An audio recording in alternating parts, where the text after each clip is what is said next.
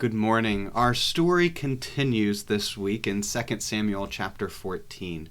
The good news since we left off yesterday is that David did in fact invite Absalom back to Jerusalem, but he wouldn't be seen.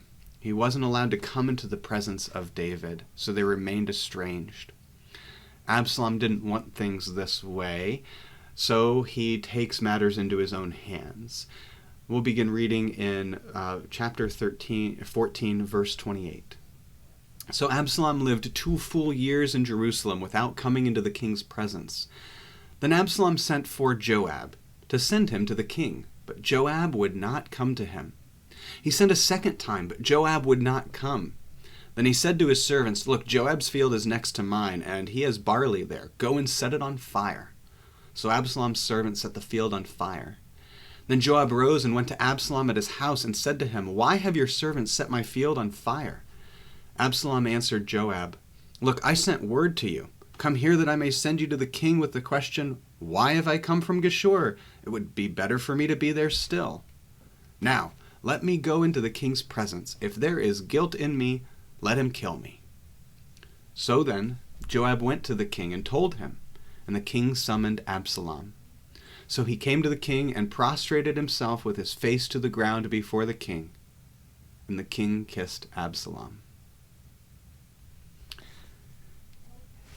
If I know one thing about Absalom, it's that he has a very special way of solving his problems.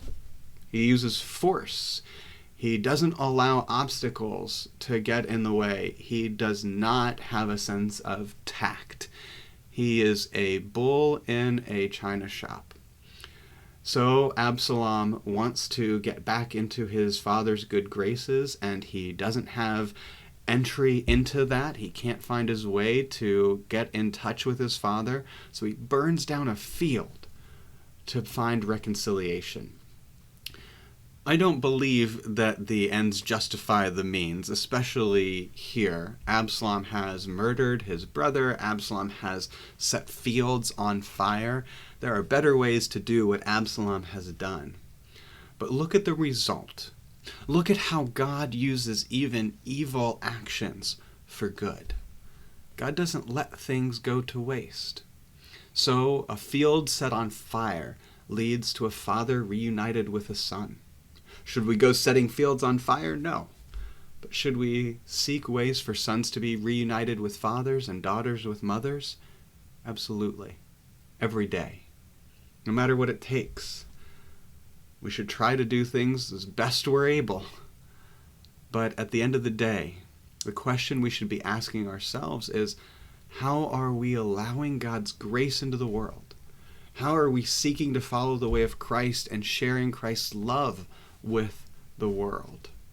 It might lead to a few fields being burned down. It's not the way it should be.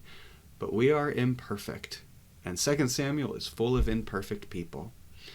So may you, in all of your imperfections, find ways to seek God's grace through it all.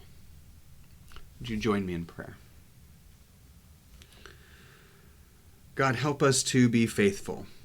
Help us to be faithful when we face our own fears. Remind us we are your children even when we feel inadequate. We know, God, that you have overcome giants and crosses and all things evil. Help our unbelief.